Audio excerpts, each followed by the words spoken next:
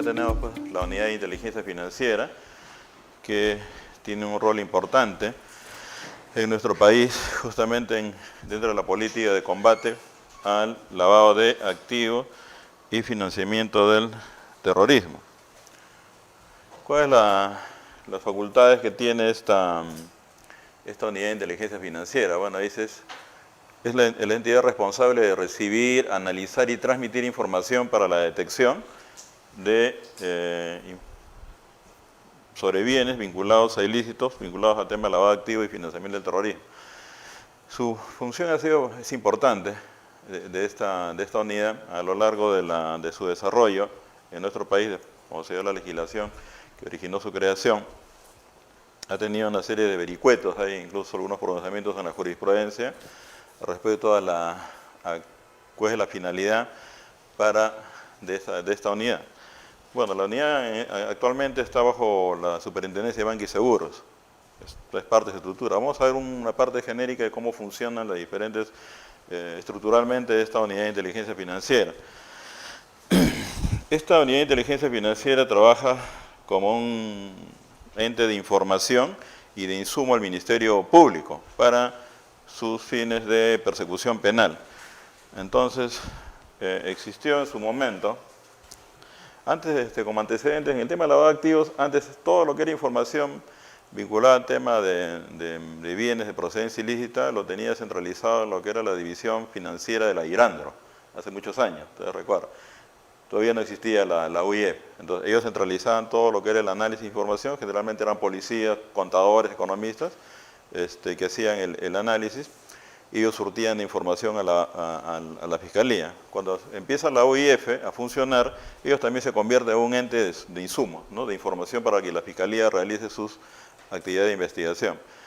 Y por ahí a alguien, por eso vamos a zanjar ese tema también, se le ocurrió, de pronto un día la Fiscalía, en un caso X, con la información de la policía, la investigación de la unidad financiera de la Irandro, presenta un caso ante el Poder Judicial, se abre una investigación preliminar, se abre instrucción, ¿no? Estamos hablando del procedimiento 40 que todavía sigue vigente, y de pronto a alguien se le ocurre interponer una cuestión previa. Cuestión previa. La cuestión previa, como ustedes son abogados, es un mecanismo de defensa básicamente orientado es un freno, ¿no? Es un freno a la actividad del Ministerio Público, o es un requisito más, si se quiere, un requisito de procedibilidad. Entonces, la definición de la cuestión previa es que la Fiscalía no puede desarrollar su investigación y ir al Poder Judicial si es que no ha cumplido ese requisito de procedibilidad. Por ejemplo, cuando la Fiscalía hace investigaciones sobre delitos contra la propiedad intelectual, requiere de un informe técnico del INDECOPI, en el área especializada, derecho de autor. Entonces, cuando se trata de funcionarios de banca y seguros, ¿no?, también requiere un informe respecto a la actuación de este funcionario de la misma superintendencia. Esto está establecido en una ley. Entonces, la definición de cuestión previa, como ustedes saben, es un requisito de procedibilidad que se le pone al Ministerio Público adicional de los requisitos, siempre y cuando esto esté descrito en una ley. Debe estar este requisito adicional de procedibilidad, debe estar en una ley, necesaria es la obligación. Si, por ejemplo, el fiscal obvia este requisito que está establecido en la ley, el juez, por ejemplo, declara fundada la cuestión previa y retrotrae la investigación para que el fiscal cumpla con ese requisito que ha obviado. Si cumple con ese requisito, la continuación de la investigación va a continuar, el proceso va a continuar. Entonces, algún abogado se le ocurrió y dijo, estoy en un caso de lavado de activos, ¿no? La Fiscalía ha denunciado un caso de lavado de activos, pero dice, falta el informe de UIF.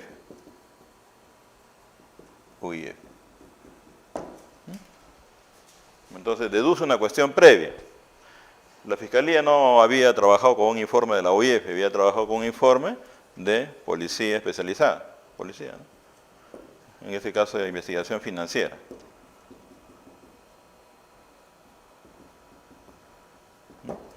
Entonces, se presenta esta cuestión previa, ya la investigación había avanzado muchísimo, y el juez ampara esta cuestión previa, la declara fundada, y dice, ¿no?, que la Fiscalía solamente para empezar a desarrollar la acción penal necesita sí o sí el informe de la unidad de inteligencia financiera.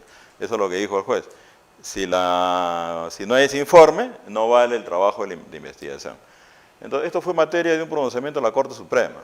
Y la Corte Suprema lo que hizo fue enmendarle la plana justamente a estos jueces que estaban declarando fundados estas cuestiones previas, diciéndoles en qué norma, en qué ley, expresamente dice que la Fiscalía para temas de lavado de activos requiere obligatoriamente de un informe de la UIF. Y la norma no existía, como que nunca existió, ¿no? Entonces, rechazó este criterio, ¿no? Entonces la Fiscalía puede desarrollar su labor de investigación tanto con informes de la UIF como informes de la Policía de Investigación Financiera, con lo que quien sea. No está limitada.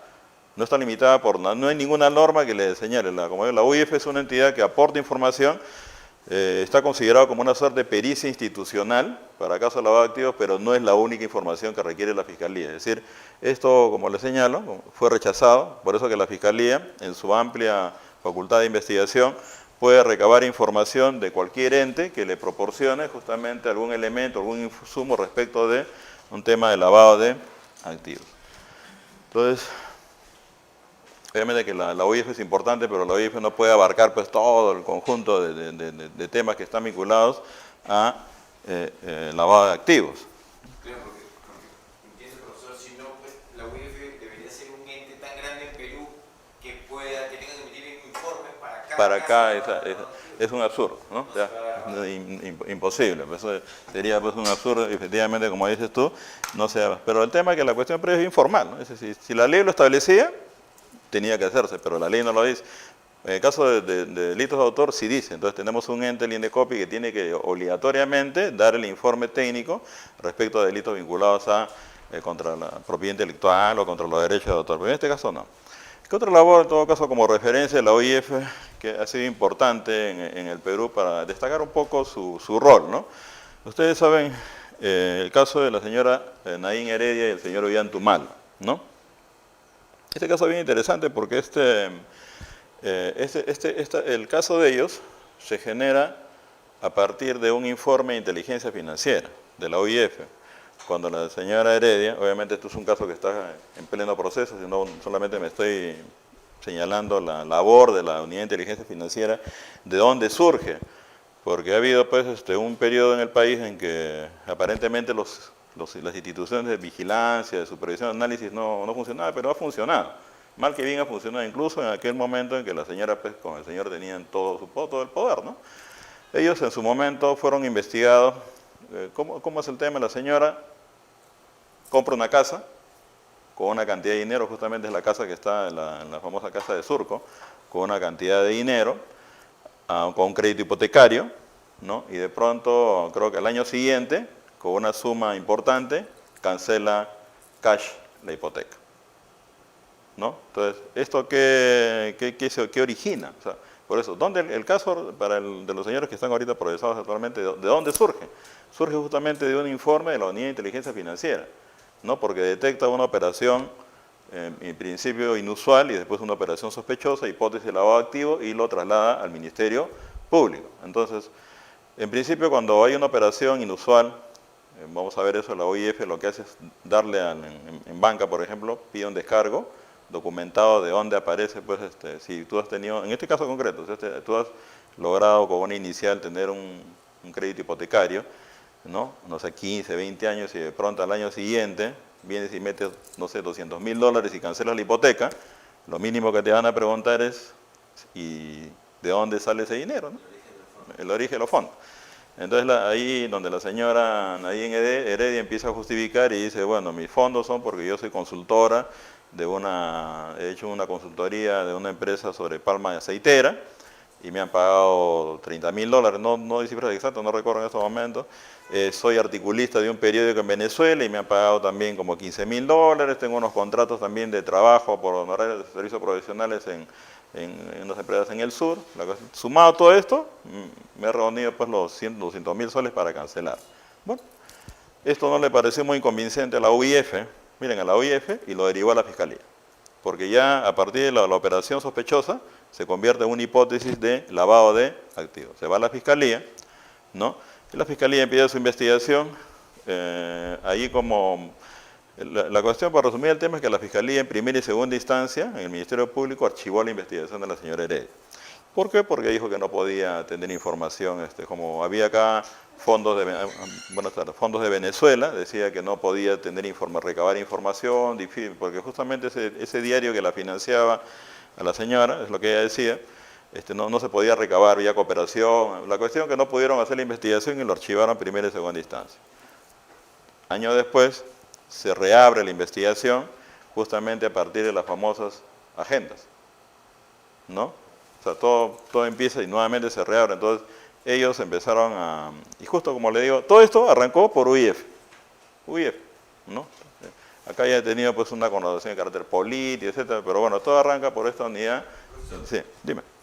Para llegar a la UIF tiene que haber habido, o sea, entiendo que la UIF se entera porque cuando se paga la hipoteca se paga al banco. El banco informa, pues. El banco es un sujeto obligado a informar de operación inusual o operación sospechosa, que es lo que generalmente vemos acá. Operación inusual. ¿No? En ese momento era una P. Una persona políticamente expuesta. Sí. Y operación inusual y una operación sospechosa.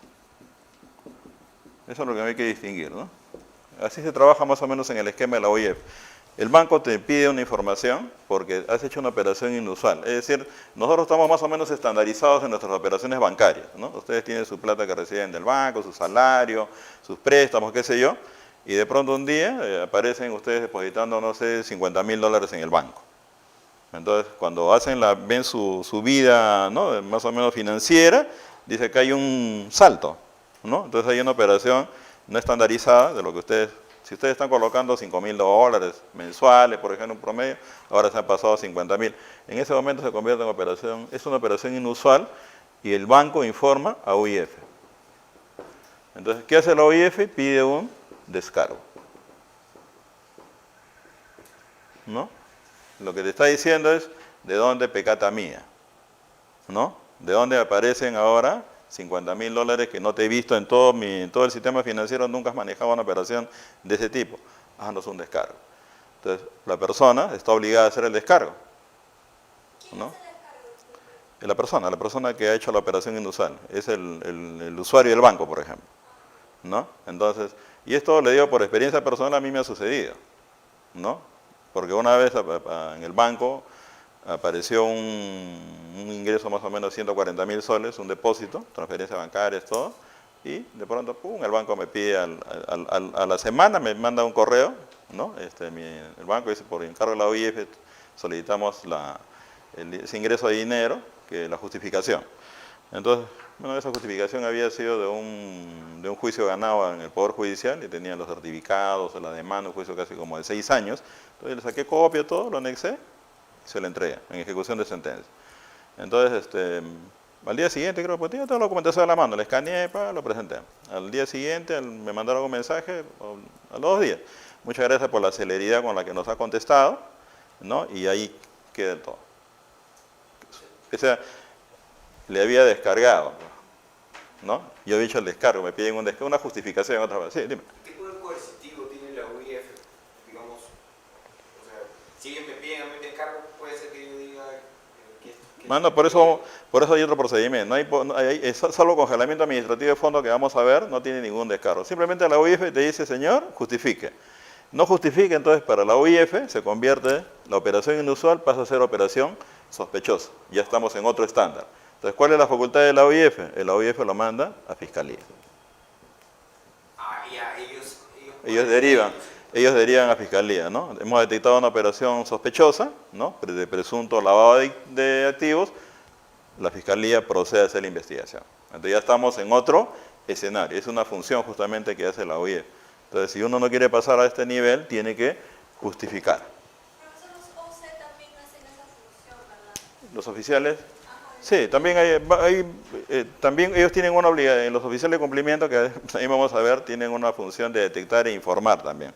O sea, acá estamos a varios de los sujetos obligados, los oficiales de cumplimiento, son personas que van a informar ¿no? Y yo a veces le cuento a mi hermano, tiene empresa constructora, un día me dice, oye, me han dicho que tengo que formar, poner un oficial de cumplimiento. ¿Y qué cosa es eso, no? Bueno, es un soplón de tu empresa, ¿no? Ese es en el fondo. Es el que va dentro de la empresa, va a haber operaciones, ¿no? Ese tipo de operaciones y se va a convertir en el informante de la OIF, ¿no? Entonces, ahora se ha extendido, vamos ahí en el material que se les ha dado, se ha extendido pues una serie de personas naturales y jurídicas que tienen la obligación de informar justamente en este sistema de prevención para detectar lavado de activos. Sí, dime. Profesor, disculpe, pero a veces no tiene, como dice mi compañero, en el caso de la SEC, tanto poder como para que pueda obligarle a declarar. No, ellos informan, ¿no? Ellos informan. Por eso el poder coercitivo que se le ha entregado de alguna manera a la OIF es el congelamiento administrativo de fondos. Eso vamos a ver. Entonces, en este caso, tenemos que se convierte pues, en una operación sospechosa, y eso es lo que pasó con la señora Heredia. Ella no pudo descargar esa operación inusual, y después pasó a operación sospechosa, fue a Fiscalía, y la Fiscalía, como les comento, archivó en primera y segunda instancia. Años después se desata el tema de las agendas, hay mayor información, y dicen hay que reabrir la investigación. Entonces, y ahí se surge legalmente, dicen ellos, empiezan a decir, pero si ya me investigaron, y ya dos instancias del Ministerio Público se han pronunciado que no hay lavado de activos. En consecuencia, esa investigación es ilegal, ¿no? Entonces hay que cerrar esa investigación. Entonces plantearon un habeas corpus, ¿no? Y ese habeas corpus transitó por el Poder Judicial y llegó al Tribunal Constitucional.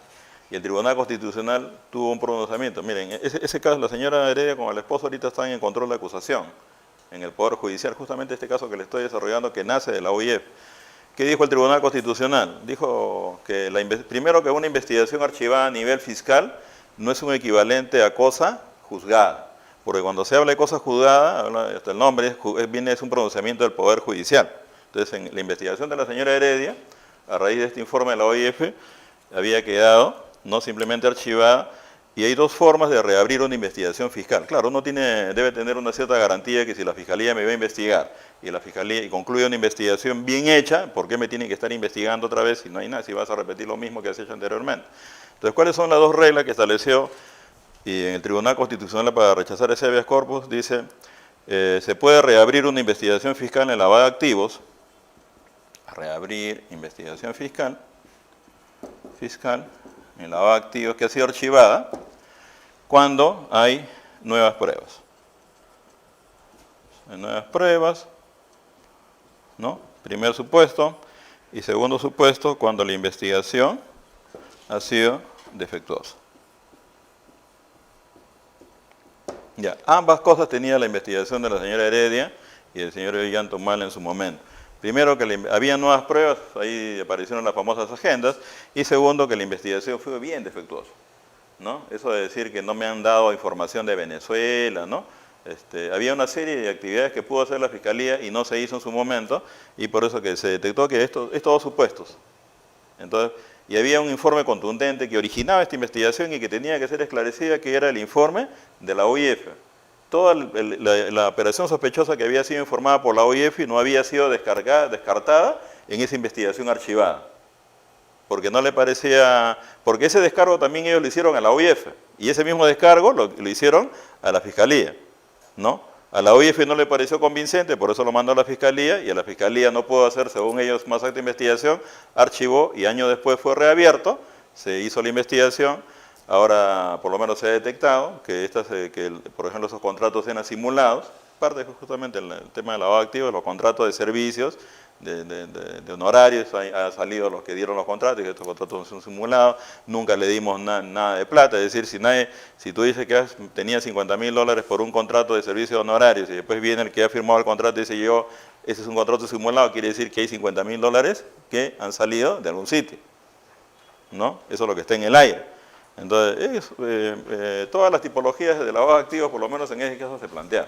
Este caso está actualmente en control de acusación, ¿no? ¿Qué significa? Que termina el control de acusación, pero los que son abogados y los que no lo son, termina el control de acusación, es decir, están acusados. Ya la Fiscalía está pidiendo una pena y una reparación civil. Pasa a juicio oral, y es el escenario, dice que más o menos en este año se define, creo, calculo noviembre o diciembre, habrá un primer pronunciamiento del Poder Judicial respecto a este caso, si es que hubo o no hubo lavado de activos, ¿no?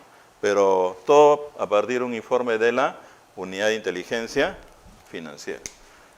¿Usted no lo ha visto en anteriores clases? ¿Qué profesión tiene? ¿Es su nombre? Abogada. También es abogada, muy bien. Por acá tenemos una mixtura de abogados y contadores, ¿no? Ustedes son contadores. Bien, entonces, este es el otro tema, mientras vamos viendo el tema de la UIF, que es está considerada como una pericia institucional, ¿no? Para ir avanzando, ¿no? Los que litigan en penal saben que cuando los peritos hacen una pericia lo hacen casi a título personal, ¿no? Y después lo van a sustentar eso ante la Fiscalía, ante el Poder Judicial. Y a veces cuando no aparece el perito que dice el informe hace como 10 años, ¿no? ese peritaje queda un poco en el aire. Entonces acá se le ha dado el carácter de que los informes de la OIF tienen carácter de pericia institucional. Pericia institucional. ¿Qué significa esto? Que cualquier representante de la UIF puede sustentar el informe. No el que hizo exactamente, sino cualquier delegado por la UIF puede ir a sustentar. ¿Sí, Diana? Cuando dice la Unidad de Inteligencia Financiera responsable de recibir información, cuando dice recibir información, ¿de quién recibe información? De los sujetos obligados, los que tienen la obligación. Los notarios, por ejemplo, que ven una operación sospechosa, ¿no? El sistema de banca y seguros que ven una operación inusual. Ellos van a recibir, es un ente que recaba información. Institucionalmente, ¿no? Entonces, es una pericia institucional en el sentido que cualquier representante de la OIF puede empezar a sustentarlo ante la Fiscalía y ante el Poder Judicial. ¿Qué más tenemos ahí? Bueno, coadyuvan en la implementación por parte de los sujetos obligados del sistema de prevención para detectar y reportar operaciones sospechosas de lavado de activos y financiamiento del terrorismo. ¿Cuándo se creó la Unidad de Inteligencia Financiera? Ahí está su norma de creación, ¿no? La ley 27693 del año 2002, ¿no? Modificado después por las leyes 28009 y 28306, hay un reglamento, el decreto supremo 163-2002, y ha sido modificado por el 018-2006. Hay una profusión de normas, y debo reconocer, por eso que como una sugerencia, les pido que vayan al portal de la Superintendencia de Banca y Seguros, y hay el área de Unidad de Inteligencia Financiera, y está toda la norma actualizada, ¿no? Para que ustedes puedan tener una idea global de todo el aspecto normativo de la Unidad de Inteligencia Financiera. Porque el reglamento es de la primera norma, creo, ¿verdad? Sí. No de la que modifica la primera, sino Ahí, por eso hay una producción de normas, hay que trabajar con las últimas, porque hay cambios en el camino, porque cada gobierno que ha entrado siempre ha querido hacer algún cambio. Bien, esta unidad, como les señalo acá, por la ley 29038, es la unidad especializada de la Superintendencia de Banca, Seguros y Administradora Privada de Fondos de Pensiones por esta ley. Tiene una autonomía funcional y técnica, ¿no? Es decir, es una entidad que funciona sin que nadie le diga lo que tiene que hacer. Por eso tiene funcional y técnica, justamente para garantizar la imparcialidad, la objetividad del trabajo que ellos tienen. ¿Qué es lo que en la Unidad de Inteligencia Financiera hay una estructura? Vamos a ver algunas unidades que funcionan en esa estructura y cuáles son las funciones. Tienen este departamento de análisis operativo, ¿no? Que es parte de la OIF. ¿Cuál es la función de este departamento de análisis operativo? Tiene a su cargo tratamiento, evaluación y análisis de información recibida, ¿por qué recibida? Por los sujetos obligados, que permite identificar casos en los que se presuma la existencia de operaciones de lavado de activos. Esa es toda la lógica realmente de recibir información para detectar si hay o no hay hipótesis sobre operaciones de lavado de activos y financiamiento del terrorismo. Pero eso corre a cargo del Departamento de Análisis Operativo. Igualmente, este departamento de la OIF dice tiene como función elaborar y remitir los informes de inteligencia financiera, reportes UIF, y vamos a ver qué es lo que significa cada uno, reporte de acreditación del origen ilícito del dinero, que es referido en fronteras, por ejemplo, por la SUNAT. También tiene un amplio, ustedes saben que el lavado de activos también se desarrolla a nivel de las fronteras, ¿no? Y básicamente por el ingreso de mercaderías. Es más, la OIF funciona en el aeropuerto, ¿no? Hay una unidad asignada en el aeropuerto internacional básicamente para detectar el ingreso de fondos, ¿no? No declarados. Ustedes saben, cuando ustedes han entrado al país en algún momento, han salido, le dicen, si usted trae efectivo, tiene que declarar. ¿Cuánto de efectivo le están obligados ustedes para declarar? A partir de $10.000, ¿no? Si usted tiene $10.000, tiene la obligación de decir, estoy ingresando con $10.000 en efectivo. ¿Y cuál es el tope? ¿No? El tope. Claro, el mínimo es 10. $10.000. Y el tope son $30.000. ¿No? Entonces usted tiene que declarar cuando ingrese. Si viene con $30.000, tiene que declarar. Pero dice, ¿y si tengo $35.000, qué hago? Dice, no, una vez que pasa ese tope, tiene la obligación de que el ingreso ya no puede ser de esta manera, ¿no? De llevárselo de manera física, sino tiene que hacerse vía el sistema de banca, sistema financiero. Y la norma bien clara, dice, si usted tiene más de ese dinero, no puede ingresarlo de esta manera, tiene que ingresarlo por el sistema financiero, para poder obviamente detectarlo. Entonces en el aeropuerto hay muchas personas que vienen y todos los días se encuentran personas, yo llevo casos alguna vez como juez en la OAS, saben que usted es un magistrado, y he visto casos de lavado activo donde me entraban pues $100.000, $200.000, euros, ¿no? Forrados, como dice, literalmente forrados, ¿no? Estaban forrados con el dinero, como parecían unas momias, ¿no? Y cuando se les sacaba, aparecía todo el dinero. Entonces, ¿cómo justificaban eso? Entonces, la UIF también para estos temas tiene un procedimiento. Igual, inmediatamente le pido un descargo. Le dice, usted tiene que acreditarme, si es que le han encontrado dinero no declarado, de dónde provienen estos fondos. Le dan 5 días, incluso prorrogarle hasta 30, para que puedan hacer el descargo. Si no descargan de dónde viene ese dinero, la UIF remite eso a Fiscalía para que la Fiscalía proceda a realizar la investigación, porque ya estamos ante una hipótesis de lavado de activos, ¿no? Esa es la función. Pero curiosamente nos encontramos, ustedes recordarán que ustedes que yo estaba en una sala de extinción de dominio, trabajando también como magistrado, sala de extinción de dominio,